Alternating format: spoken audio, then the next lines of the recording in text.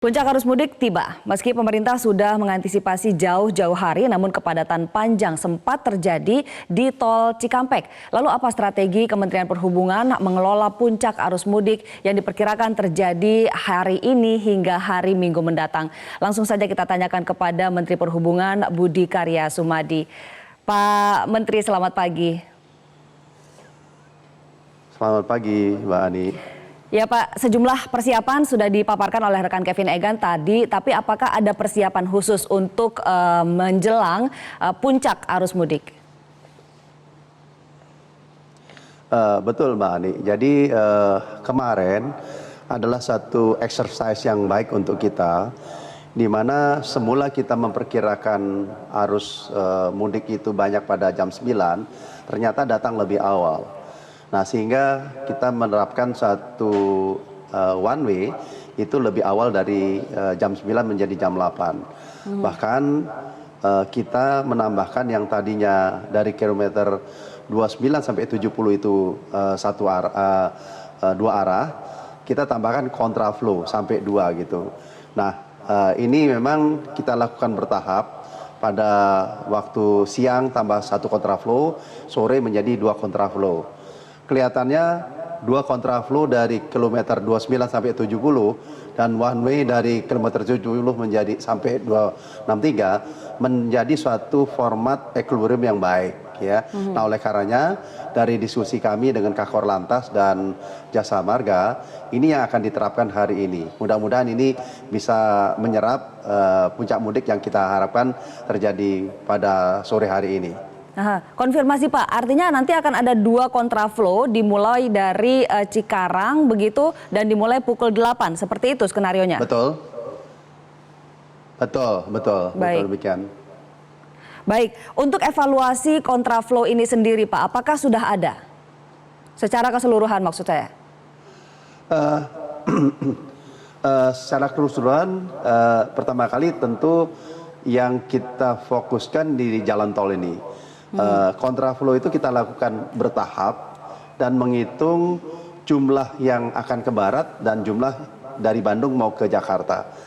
Nah, dari apa yang kita lakukan pada saat-saat mudik siang hari, sore hari kemarin, 2 kontraflow adalah satu jumlah kontraflow yang optimum.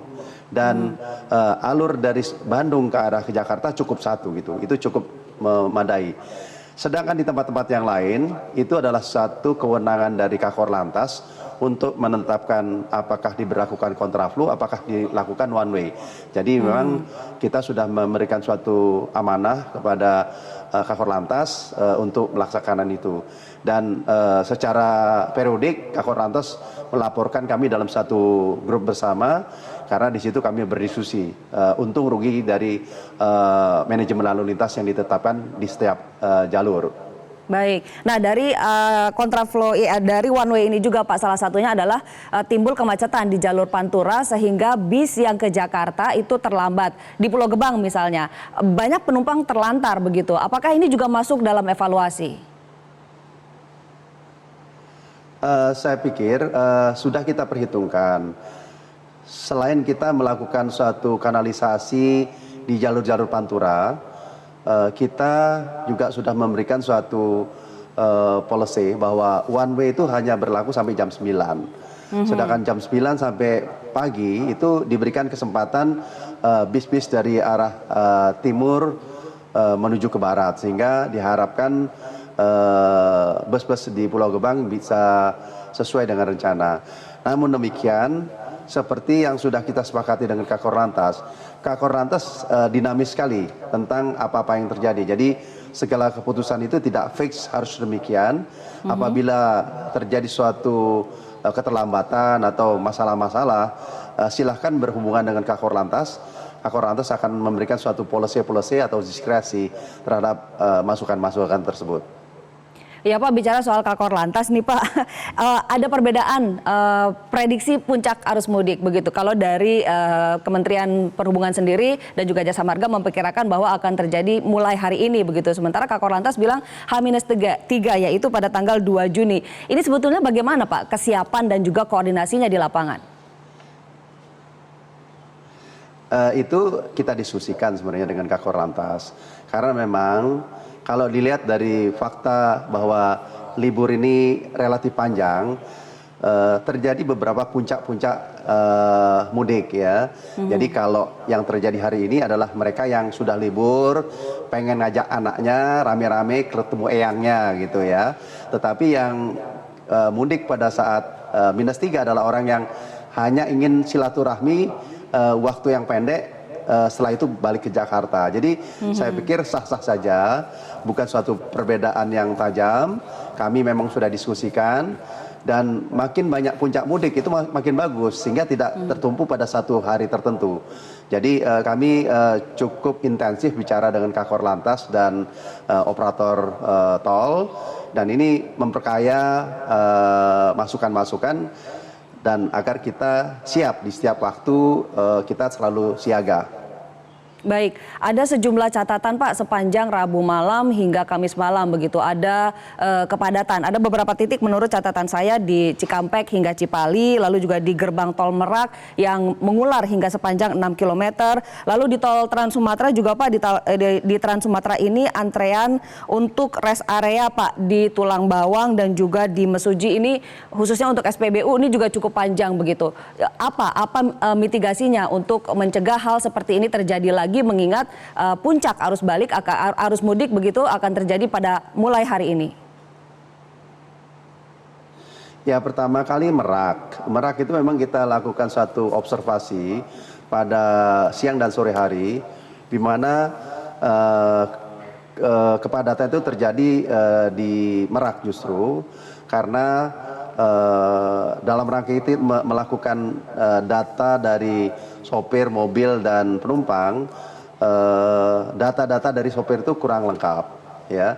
Tapi kemarin sudah kita putuskan untuk melakukan diskresi bahwa syarat-syarat untuk menjadikan penumpang dan mobil itu masuk manifest itu disederhanakan, sehingga yang tadinya 1,5 menit bisa kita cut menjadi 30 detik, bahkan 30 detik atau 45 detik ya. Nah, juga kami sudah instruksikan kepada teman-teman di Merak untuk menambah gate ya. Nah, ini sudah kita bicarakan juga bersama Kapolda Banten. Insya Allah hari ini akan lancar. Dari pantauan tadi malam, koordinasi kami dengan Dirut ASDP, yang biasanya malam itu merupakan puncak mudik, berjalan lancar. Insya Allah itu berjalan lancar.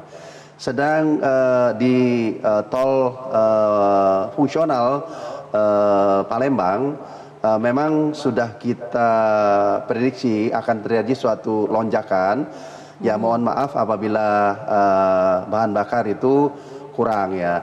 Memang kita ada suatu catatan di tol ini, karena memang tidak ada SPBU yang punya kapasitas yang besar di jalan tol fungsional tersebut. Kami juga menyarankan apabila pemudik-pemudik yang membutuhkan bahan bakar lebih banyak, mereka bisa ke jalan normal, di mana SPBU itu relatif tidak jauh dari jalan tol, sehingga mereka bisa mendapatkan SPBU dalam jumlah yang banyak. Nah, mudah-mudahan dengan pengetahuan ini dan di-share kali ini bisa menjadi pengetahuan bagi pemudik bahwa bahan bakar itu bisa didapat dari jalan fungsional, tetapi juga bisa diperoleh dari jalan-jalan existing. Berkaitan Cipali dan sebagainya, memang ada satu fakta bahwa beberapa pemudik setelah Brebes itu mereka merasa lelah dan berhenti di bahu jalan. Nah, ini memang sempat menimbulkan suatu kemacetan sedikit, tetapi setelah kita melakukan suatu law enforcement terhadap pemudik, itu berjalan lancar kembali. Nah, oleh karenanya kami juga menyarankan bagi para pemudik yang lelah setelah kilometer 263 Brebes, bisa masuk ke Brebes untuk beristirahat, karena Brebes lengkap dengan masjid, makan kuliner yang enak dan sebagainya, sehingga tidak mengganggu rest area yang kita adakan secara terbatas. Itu mitigasi yang kita lakukan di arah timur dan barat dari Jakarta.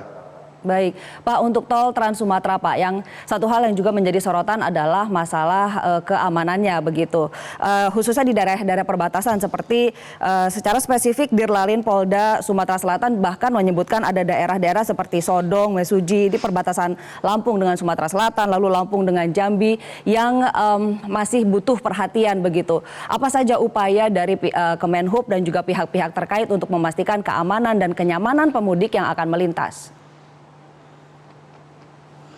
Benar, sebelum ini ada satu informasi tentang kerawanan di daerah Mesuji dan Pematang Panjang. Oleh karenanya sebelum masa liburan ini saya secara khusus datang ke Lampung, bertemu dengan Gubernur Lampung dan Kapolda dan seluruh jajaran. Dan saat itu kami melakukan suatu diskusi yang cukup intensif lebih dari 2 jam. Intinya kami minta suatu jaminan dalam tanda petik dari Gubernur dan Kapolda, dan saat itu dinyatakan itu stigma lama, dan insya Allah Gubernur dan Kapolda melakukan pengamanan secara baik. Juga Pematang Panggang di wilayah Sumatera Selatan, saya berkomunikasi intensif dengan Kapolda. Saya minta untuk dilakukan suatu pengamanan secara intensif. Kapolda sudah berjanji dan sudah dilaksanakan beberapa hari yang lalu dengan memberikan suatu titik-titik pos-pos polisi di beberapa tempat, tentunya di tempat-tempat yang rawan. Dan juga karena memang masalah fungsional ini belum ada lampu, kita memang menyarankan pemudik ini hanya menggunakan tol fungsional itu pada siang hari. Sedang pada malam hari akan ditetapkan oleh Kakor Lantas setempat, dan di mana para pemudik itu akan dikawal secara khusus seperti apa yang kita lakukan tahun lalu di jalur fungsional di Jawa Barat dan Jawa Tengah. Baik, satu lagi Pak, soal pemudik yang menggunakan motor ini tampaknya tahun ini juga masih banyak begitu. Saya ingat betul bahwa tahun lalu ada upaya untuk memperbaiki transportasi di pedesaan begitu agar nyaman bepergian di pedesaan tanpa harus membawa motor dari Jakarta. Itu tahun lalu. Bagaimana realisasinya di tahun ini? Ya, semua sudah kita upayakan, termasuk memberikan sarana mudik gratis pada pemudik-pemudik ini. Tapi mungkin motivasi daripada saudara-saudara kita yang tercinta bukan saja angkutan di pedesaan, tetapi ada keinginan lain gitu. Jadi oleh karenanya kita memang sekuat tenaga menghimbau seyogyanya para pemudik itu tidak menggunakan motor karena memang sangat berbahaya. Dari pantauan kita kemarin memang terjadi suatu kenaikan.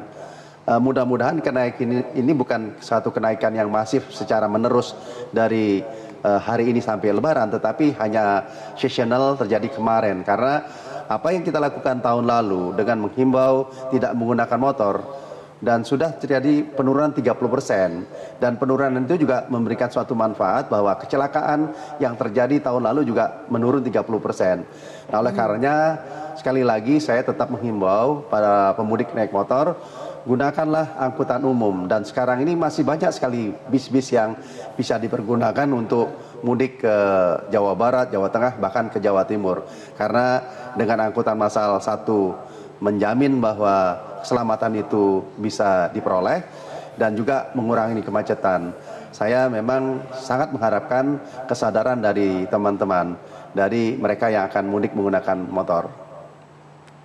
Baik, terima kasih banyak sudah bersama kami Bapak Budi Karya Sumadi, Menteri Perhubungan Republik Indonesia.